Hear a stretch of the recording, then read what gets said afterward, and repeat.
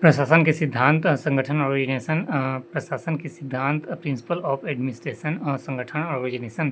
प्रशासन एक समान उद्देश्य की पूर्ति के लिए लोगों की एक समूह का सहकारी प्रयास है। यह जरूरी है कि वांछित लक्ष्य की प्राप्ति के लिए समूह संगठित हो।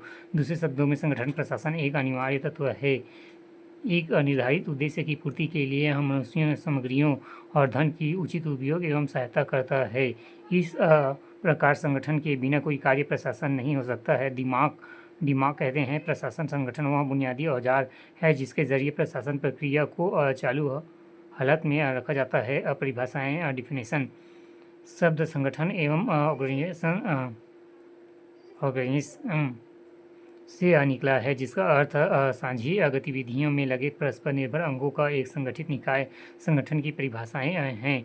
मुनि एक साझा उद्देश्य की पूर्ति के लिए प्रत्येक मानव सभा संगठन का रूप संघ का रूप संगठन है। साइमन संगठन से हमारा आशय सहकारी प्रयोग की एक सुयोजित व्यवस्था से है जिसमें हर प्रतिभागी की एक स्वीकृति भूमिका एवं कर्तव्यों का जिम्मेदारी होती है। गुलिक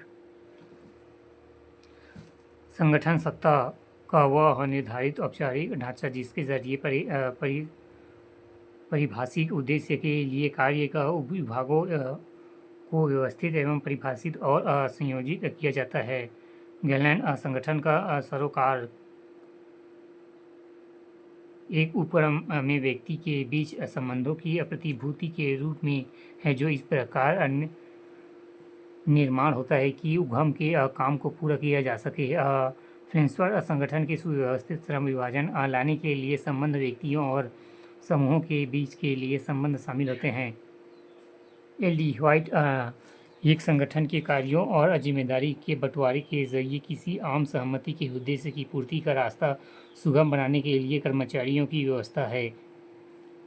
चेस्टर बर्नार्ड संगठन दो या दो से अधिक व्यक्तियों की गतिविधियों या शक्तियों को सोचे समझने एवं तालमेल की एक व्यवस्था है।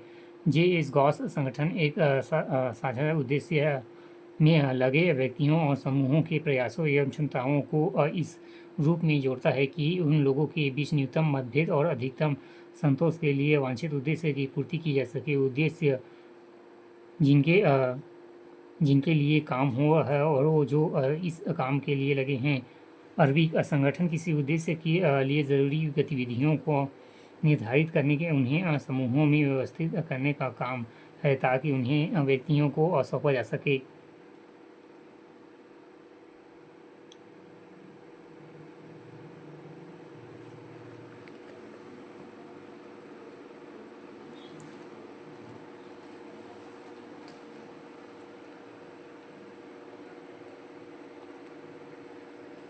यह शब्द प्रशासन अलग लोगों के लिए अलग अलग अर्थों का बोध कराता है। तीन विभिन्न अर्थों में प्रस्तुत होता है, यानी प्रशासन ढांचे को निर्धारित करने का काम स्वयं प्रशासन ढांचा। ये तीनों दृष्टिकोण इन अर्थों में संगठन के लिए एक यांत्रिक दृष्टिकोण एवं प्रतिनिधित्व करते हैं कि वे मानव संबंधी का बोध नहीं देते हैं, फिर भी ये संगठन संरचनात्मक भी है और मानव संबंधों का एक समुच्चय भी।